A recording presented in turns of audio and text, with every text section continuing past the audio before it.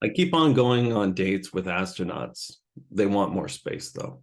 My name is Victor Ashley with Skyline Properties. I'm a real estate agent out of Seattle, Washington. You could reach me directly at 425-559-4590. Thank you for liking, subscribing, and following the channel. And if I'm covering something that's important to you, it might be important to your friend also. So feel free to share. Hey, I wanted to say thanks again to my clients. We just did the closing a couple of days ago. That is for Jason and Natalie. Thanks again, guys. And I posted something for you guys yesterday, and everybody should have seen the shorts. But if you didn't see it, it's right here. And hopefully you can join me in saying thanks to those guys and congratulations, you guys bought the house. So they're first-time home buyers, and it might be the same thing for you. So if this is something that piques your interest, let's actually go into what it actually takes to buy a house in this area, and we'll get started on this. So let's go into our zip code. We took a brief detour yesterday for the home sale, but let's get back into the Lynnwood area. It's the 98037 zip code, and I'm going to do a review of that just so everyone knows. And let's get started, right? So let me go into my sharing. So let's go into Lynnwood. This is the Lynnwood area, and this is again about 16 miles north of Seattle, the Space Needle in particular. So as I zoom in on it, you'll notice that this is at the top of both the I-5 interchange as well as the 405 interchange. And I talk about this a lot, but that's just a general idea where you have that. This is on the northern side of the sound, and this is in the Lynnwood area. This is in between Martha Lake, Mill Creek, also some Lynnwood and Edmonds, just so everyone knows the general idea where this actually is. But I wanted to give you a quick rundown of where it actually is so everyone also knows. Now, I went into our MLS this afternoon, and this is what I came up with. I came up with 7 in this zip code. And if you were on yesterday, I had 33 in a different zip code also in Lynnwood. So there is quite a bit in Lynnwood. But I just wanted to give you an idea that, yes, we're only reviewing 6 today, but it's specifically because it's inside of this zip code. And again, if you didn't know this, I do not review the $1 million houses. That doesn't fit our buyer curve, and I'll do another video this weekend about that just so everyone knows what's going on. So let's go into the actual houses that when I pulled it out, and I went through and I scraped it for you, and then I put it in my aggregator, and the aggregator figures out the cost per square foot, and that comes from what it costs to actually buy the house divided by the actual square feet. I put that together, and then I also sort it for you so we have an idea of what's high to low or low to high, and then we get an average. Our average is $387 a square foot in this area. And the theoretical average house that we keep on running into in this zip code is right about $686,000. It's 81 days on market, 3 beds, 2 bath, and 1784 square feet. So somebody asked me, hey, Victor, what does that actually mean to me? I'm trying to give you an idea of what the average house actually looks like in that area. And then that way you can have an idea of what it would take to afford that house. Now let's just go into that because I have that already prepped up for you. So interest rates right now are between 7.25 and 7.5, depending on your credit scenario. So I just wanted to give you a quick idea on that. But I put together a quick rundown and what it would take to actually buy that theoretical house in the area, that average house, that 686. We would need a household income of $200,000 roughly, and that is 1 or 2 people, even 3 people contributing in the household. Also, the monthly debts is recommended to be on the lower side, so I have $250 a month in reoccurring credit card bills, and then also a down payment of at least $60,000 in this scenario. And again, everybody's FICO is completely different. Everybody's credit history, work history, and also how much money you're actually bringing into the transaction, it's completely different, and it's completely based on you. So again, these numbers, I'm just using them as the hand grenade math for everybody, just so you know. Okay, and then what that would look like for a monthly rate, though, is you'd have a loaned value. Okay, after you have your down payment, a loaned value of roughly $640,000. That means that your mortgage payment before HOAs, before insurance, and before any kind of special assessment is going to be at least $4,385 a month. Now, when we get into our rent analysis on that, our rents in this area are only averaging us at that same house. So you tell me, hey, Victor, I want to rent this house instead of buy it right now, and you need exactly the same size house. It would cost you $3,085 on average to rent that house. Now, to purchase that house, it would cost you $4,385 on average to buy that house. That is 142% difference in the increase from buying to renting. Now, I had a friend of mine reach out to me and say, hey, why are you trying to talk people out of this? It's not that I'm trying to talk you out of this. I'm trying to educate you. And I want to make sure that you understand what you're actually buying versus what you're renting right now. Because I keep on hearing, and again, I'm a renter too. So this is something that is very important to me. I'm renting right now also. I'm not building any equity right now. But at the same time, I'm not building equity. I'm also not spending $1,300 more to actually buy at this point in this scenario alone. So keep that in mind. Everybody's financial situation is completely different. And I try not to give all just one size fits all, but I'm trying to give you an idea of what is actually out there so you have an idea of what's available. And then just because we're nerds and we're going through affordability also, and this is something that not a lot of people cover right now, but the average household, according to the Census Bureau in that area, only makes $92,000 a year. And that's of 2021 for the Census Bureau. So when we put those numbers in, and then we go into our down payment is going to probably be closer to $25,000, and you'd be using an FHA. Our purchase budget drastically decreases, and it's roughly $300,000.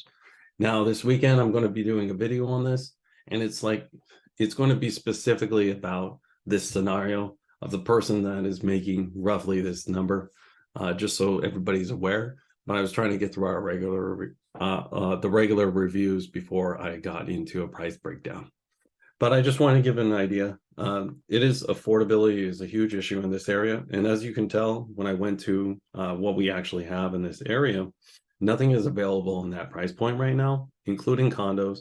So that means more than likely you're going to have to look outside of the area or one of the zip codes that is specifically right next to it that does have that. So we're going to go through that later tomorrow, and hopefully you guys can join me for that. So let's go into our actual review real quick, and then we'll call it a day for now because it's been a long week, everyone. So our average is $385 a square foot, $387 a square foot. My apologies. So let's just take one that came on the market today, and then we will also, let's get rid of that one real quick. Oh, live correction. Our average is $390,000 a square foot, but it keeps our purchase price very much the same. Just for a live correction, errors do happen, but I want to give you an idea that I'm trying to keep this as live as possible. Okay, so $392 a square foot, and that puts our average right at just below that. Let's go to number 2, and we'll take a quick look at this one. This one's been on the market for 250 days. Now, I have actually talked to the listing agent here, and specifically what he was telling me is this house is next to the highway, so it's a little loud.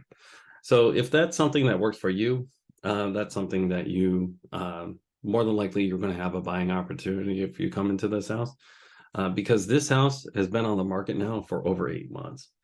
So if it's been on the market for over 8 months, apparently either no one needs to sell it right now, or somebody's getting close to being to the point that they need to sell it.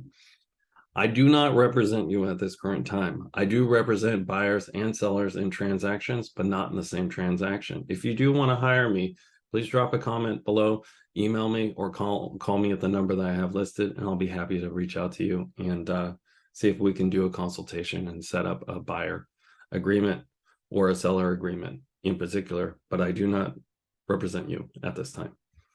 Okay, so 3 beds, 2 bath, 1,650 square feet roughly, and then a smaller size lot. And again, it's been on the market for a very long time. When I went into the house itself, it didn't look poorly, upkept or anything like that. It's just a standard house in this area. A lot of this was built, I believe this was built actually in 1996. Yeah, 1996. So, it's a good looking house. But specifically what you're running into, sorry for all the excessive clicking, is just you're running into an issue with road noise and possibly a couple of other things that was not disclosed by the seller agent to me. That's something that we would have to figure out, and we're going to keep that in mind if you're going to move on that one. Okay, so let's go on to the next one. This one came on today, and I wanted to go over it so you guys have an idea. But since I've been doing these reviews, I keep on seeing that house, and I wanted to point it out that's still on the market. We're going to run into a lot of this in this area, just so you know. So this one came on today, yesterday. It's 3 beds, 2.5 bath, 1 day on market, and it's $685,000. When we do our price per square foot, that comes out to $361, and that is roughly 10% below our market average. If you haven't been following any of my videos, I've been noticing that new listings are coming on between 5 and 15% below market. So this is right in the middle. This is 10% off market, just so you have an idea. So this is the kind of stuff that we're being aware of on the seller side. If you're coming onto the market right now and you're trying to get last year's prices this year, it's not going to happen because this year's money is twice as much as last year's money. So if you have any questions on that, we're going to handle that in our expenses video that I'm doing tomorrow. So let's take a look at this on the inside. This is detached condos, detached townhouses, it looks like. I like the setup. I like the inside. Looks very nice. This is, I think this is like 2000s. Let's take a quick look when they built this. Yeah, 2013 when they built this. But yeah, I actually kind of like this. This is pretty standard house that you're going to see in this price point and also in this area. There's some certain things in here that I don't see an upgrade to that's been done. But a lot of the remodels, specifically inside the kitchen area, you're going to see the browns and the blacks in the late 2000s, the late 2000s to 20-aughts is when you're going to see the browns and the blacks start to go away. And then you're going to start seeing more stainless steel, white, and also tile. So just so you're aware on that. And then let's go to our last one. And this one's just a little bit above the market. And this is one that might be getting close to a new opportunity.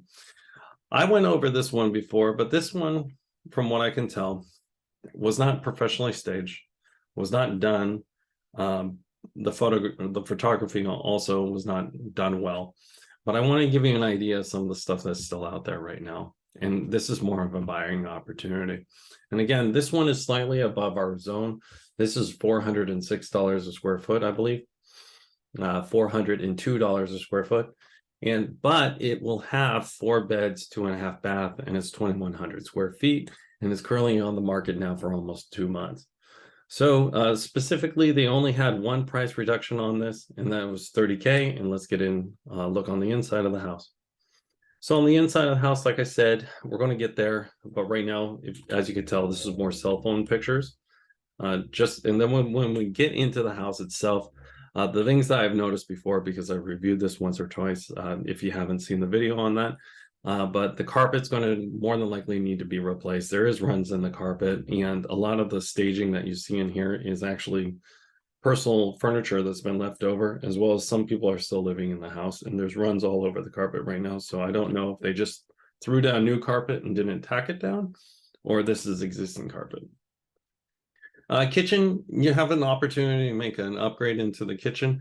Upgraded kitchens right now are going to run you between at least $5,000 and $7,000, and that really depends on your countertops and also the cabinet type that you're putting in, just so you're aware. The matching set in here looks like a matching set. And that's you know, all the pieces except the stove were of the same bundle that they so the microwave, the dishwasher, and the refrigerator were the same. So yeah, just in general, it's a pretty decent house, but at the same time, it didn't present well. So in conclusion, I wanted to thank you again for getting to this point of the video. I really appreciate everybody's support, and what I'm seeing in the market, like I said, is between 5 and 15% new inventories coming on, and it's undercutting the current inventory that's on the market. So what that means is if you're sitting on the house, or you're sitting on the market like the ones that we just showed you today, more than likely you're going to be undercut again. Thank you again, as always. It was a pleasure working with you, and I hope you have a fantastic day.